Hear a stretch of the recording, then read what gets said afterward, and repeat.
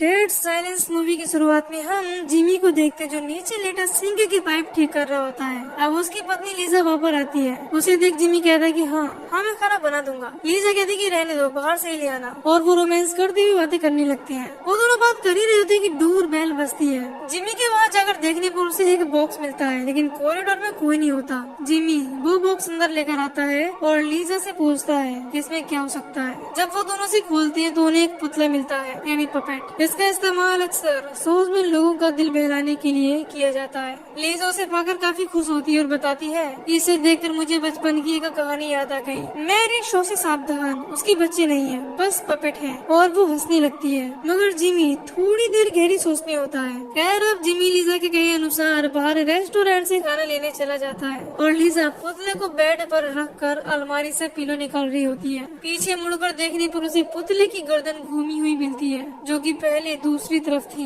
पहले वो रुक कर थोड़ा सोचती है, पर फिर नजरअंदाज कर देती है। और क्योंकि वो बार बार गिर जा रहा था, तो वो पपेट को बैठाकर उस पर चादर ढककर जाने लगती है और अपने आप को मिरर में देख रही होती है। तभी उसे हॉल में बज रहे गानों की आवाज बदलती हुई सुनाई देती है। उसे लगता है कि जिमी आ गया होगा और वो ही स्टीरियो के साथ छेड़छाड़ कर रहा होगा। जब वो वहाँ जाकर देखती है तो वहाँ कोई नहीं होता। दीवार पर टंगी वॉल क्लॉक का कांटा भी चलते चलते रुक जाता है। साथ ही गैस पर रखी केतली भी आवाज करना शुरू कर देती है। अब उसे बेडरूम से किसी बच्चे की हंसने की आवाज आती है। लीजा इन सबसे घबरा जाती है और डरते हुए आहिस्ता आहिस्ता बेडरूम की तरफ जाती है और अब चादर से ढके पुतले को देखती है और दबे पाँव बेड के पास आके जैसे ही वो पुतले की चादर उठाने लगती है, वो अचानक से खुद ही उस चादर में लिपट जाती है और कोई अनजान शक्ति उसे रूम के बाहर दरवाजे के पास फेंक देती है। उसके मुंह से खून निकलने लगता है और पीछे मुड़कर देखते ही कोई उसे खींचकर कमरे के अंदर ले जाता है। इधर जिमी बाहर से खाना लेकर घर आ जाता है और घर आकर वो केतली में उबलते पानी को देख लीजा तुम पूरा घर जलाओगी क्या कहने लगता है। तभी उसे लीजा की आवाज आती है। वो उसे बेडरूम में बुलाती है। जिमी फ्रिज से 2 बियर और खाना लेकर बेडरूम में जा ही रहा होता है, तभी उसे फर्श पर खून के निशान दिखते हैं और वो जोर से लीजा चिल्लाता है। लीजा की दोबारा आवाज आती है। वो कहती है जल्दी करो, तुम्हारे लिए सरप्राइज है। जिमी देखता है कि वो खून के निशान बाहर दरवाजे से बेड तक जा रहे हैं और बेड पर चादर से कुछ आकृति बनी हुई है।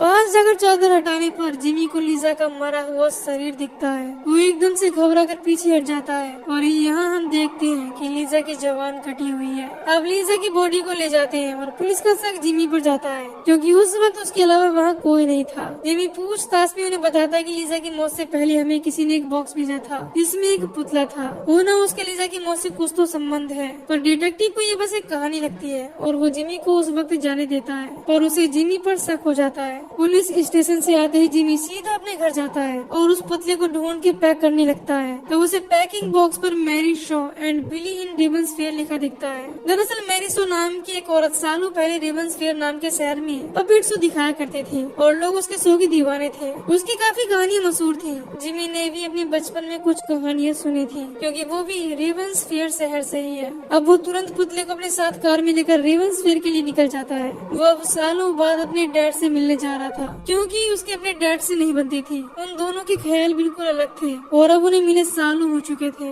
वहाँ जाकर जिमी डोर बेल बजाता है, जिसके बाद एक औरत बाहर आती है। वो जिमी को देखकर बहुत खुश होती है और उसे गले लगाती है, पर जिमी उसे पहचान नहीं पाता। वो अपना नाम एला बताती है। वो कहती है कि मैं तुम्हारी स्टेप ऑन हूँ। हमने लीजा की मौत के बारे में सुना, काफी अफसोस हुआ, पर खुशी है कि तुम यहाँ मिलने आए। अब जिमी अंदर अपने डैड से मिलने जाता है, जो एक व्हील चेयर पर बैठे होते हैं, और उसे पता चलता है कि उसके डैड अब चल नहीं सकते। उन्हें कुछ समय पहले हार्ट स्ट्रोक से ये दिक्कत आई है। उसके डैड बताते हैं कि एला ही मेरा ख्याल रख रही है। जिमी के मैरी शो के बारे में पूछने पर उसके डैड कहते हैं कि ये बस अंधविश्वास है, लोगों ने कहानी बना ली है, तुम इस पे ध्यान मत दो। शाम होने पर जिमी वॉकर फ्यूनरल होम जाता है, जहाँ वो हेनरी से मिलता है, जो मरे हुए लोगों का फ्यूनरल कराता है, और जिमी उसे नेक्स्ट डे लीजा की फ्यूनरल का इंतजाम करने को कहता है। फ्यूनरल से पहले हेनरी लीजा की बॉडी की कुछ आखिरी तस्वीरें लेने के लिए उसे अपनी लैब में लाता है। वो देखते है कि लीजा की जवान कटी हुई थी। यह देखकर वो चौंक जाता है। अब अगले दिन फ्यूनरल में जिमी काफी उदास होता है। एला और लीजा के परिवार से कुछ लोग वहाँ आए होते हैं। वहाँ से जाते वक्त एक बूढ़ी औरत जिसका नाम मैरियन होता है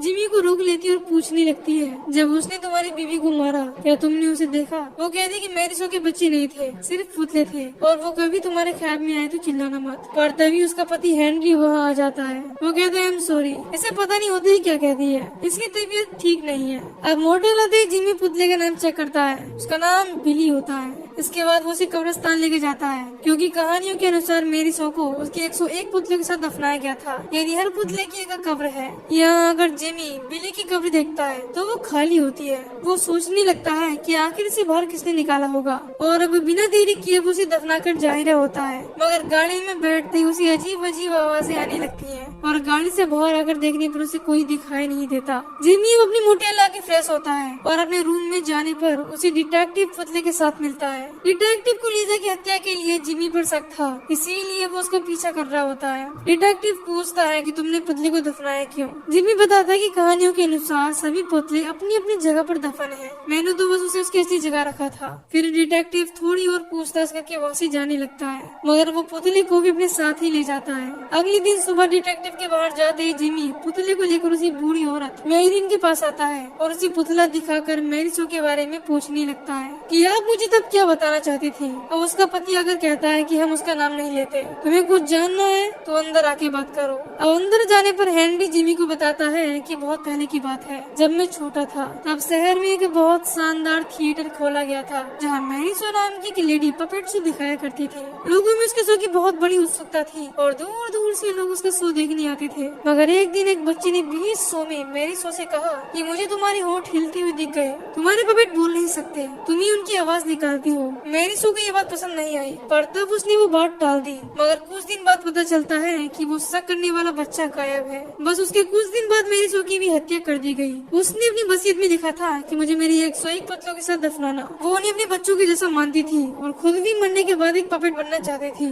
कहा जाता है कि उसे बड़ी बेरहमी से मारा गया था और मेरे पिता ने ही मरने के बाद उसकी बॉडी को फ्यूनरल के लिए तैयार किया था। इसके बाद हेनरी बताता है कि मैरी शो को दफनाने के बाद से रेवंसफेयर में मौत का सिलसिला शुरू हो गया और मरने वाले सभी लोगों की जवान कटी हुई मिलती थी, और इस तरह मरने वाली तुम्हारी पत्नी अब आखिरी है। अब जिमी हेनरी के बताए अनुसार अपने सवालों के जवाब लेने लॉस्ट लेक के पास पुराने थिएटर की ओर निकल जाता है, जहाँ मैरी शो रहा करती थी। हेनरी उसे वो जाने से रोकता भी है, पर वो नहीं मानता और उसी समय रवाना हो जाता है। वहाँ जाकर जिमी देखता है कि वो थिएटर पूरी तरह टूट फूट चुका है और हर तरफ जाले लगे हुए हैं। वो सीटों के बीच से होता हुआ थिएटर के स्टेज पर जाकर देखने लगता है और फिर वहाँ बड़े दरवाजे से मैरी शो के रूम में जाता है, जहाँ उसे जमीन पर एक बॉक्स मिलता है जिसमें एक डायरी थी, जिसमें उस गुमशुदा बच्चे माइकल एशन की फोटो होती है और कई पुतलों और मनुष्यों के चित्र बने होते हैं। इसी बीच जिमी को शीशे में मैरी शो दिखाई पड़ती है, इसीलिए वो घबरा कर वहाँ से जाने लगता है। इधर हेनरी किताबें रखते वक्त अपनी पत्नी मैरिन को किसी से बातें करती सुनता है और जाकर देखने पर उसे पता चलता है कि ये तो वही पुतला बिली है जो जिमी लाया था, और वो गुस्से में उसे उठाकर दफनाने के लिए जाने लगता है। वो खोदने के लिए टूल लेने लैब में जाता है, लेकिन तभी उसे उसकी पत्नी मैरिन के रोने की आवाज आती है, जो अक्सर बेसमेंट में छिप जाया करती थी। हेनरी बेसमेंट से उसे निकालने जाता है और कहता है कि चलो मैरियन, अब बाहर आ जाओ, तुम्हें मेरे होते हुए किसी से छुपने की जरूरत नहीं है, तुम्हारी दवाई का वक्त हो गया है। तभी उसे पता चलता है कि ये उसकी पत्नी मैरियन की आवाज नहीं है, बल्कि मैरी सो उसकी पत्नी मैरियन की आवाज में बात कर रही है, और वो डर जाता है, उसकी चीख निकल जाती है। कहानियों के अनुसार अगर किसी का उसके सामने मुंह खुल जाए तो वो उसकी जबान काट लेती है, और वो हेनरी के साथ भी ऐसा ही करती है। इधर जिमी थिएटर से आते ही सीधा अपने फादर के पास मिलने जाता है, माइकल एसन के बारे में पूछने लगता है। उसके फादर बताते हैं कि माइकल एसन की गुमशुदगी का शक मैरी सो पर गया था, इसीलिए हमारे पूर्वजों ने मैरी सो की जबान काट कर दी थी और वो चिल्लाते हुए तड़प कर मर गई। इसी श्राप के डर से मैंने तुम्हें खुद से दूर भेज दिया और तुम्हारी पत्नी की मौत से ही पक्का हो गया कि वो हमारे पीछा नहीं छोड़ेगी। मैं इस श्राप को तोड़ के रहूंगा, कहते हुए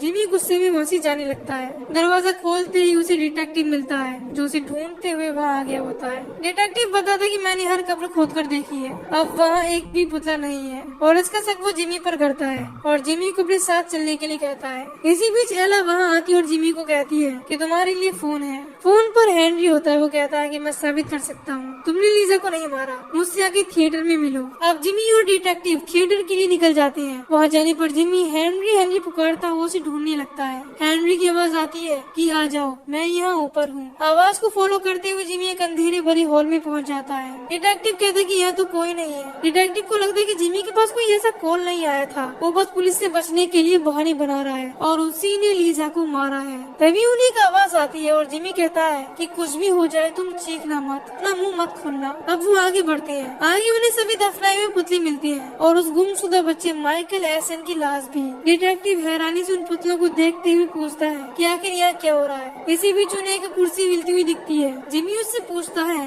मैरी सो तुम क्या चाहती हो, तुमने लीजा को क्यों मारा? इस पर वो बताती है कि क्योंकि उसके पेट में आखिरी एसन था, वो माँ बनने वाली थी। अब वो पुतला खड़े हो जाते हैं और डिटेक्टिव ये देखकर जिमी को पीछे हटने को कहता है और बचाव में पुतले पर गोली चला देता है। अब देखते ही देखते सभी पुतले एक एक करके हिलने लगते हैं। जिमी कहता है कि मैरी शो इन्हीं पुतलों में रहती है, हमें इन्हें जलाना होगा। और सभी पुतलों में आग लगाकर वो भागने लगते हैं। भागते हुए डिटेक्टिव ब्रिज क्रॉस करते वक्त नीचे गिर जाता है और वो चीखने लगता है, जिसके बाद वो मर जाता है। दूसरी ओर जिमी पानी के रास्ते वहाँ से बचकर भाग जाता है और गाड़ी में उसे ख्याल आता है कि उन्होंने थिएटर में जो पुतले जलाए उनमें बिली नहीं था, इसे वो हेनरी के घर भूल आया था। अब वो उसे लेने हेनरी के घर जाता है। वहाँ जाने पर उसे पता चलता है कि हेनरी तो मर गया है और मैरियन वहाँ रोती हुई मिलती है। जेमी मैरियन को चुप कराता है और पूछता है कि बताओ जो पुतला मैं यहाँ भूल गया था वो कहाँ है? मैरियन बताती है कि तुम्हारे डैडी यहाँ आए थे और वो उस पुतले को अपने साथ ले गए। अब जिमी अपने डैड के घर जाता है और उसे वो पुतला मिल जाता है, मगर जैसे ही वो उसे उठाता है मैरी सो उस पर हमला कर देती है। वो बचाव में पुतले को आग में फेंक देता है और आखिरी पुतले के जलते ही जिमी सोचता है कि अब सभी पुतले जल चुकी हैं और क्योंकि वो पुतलों में जिंदा रहती थी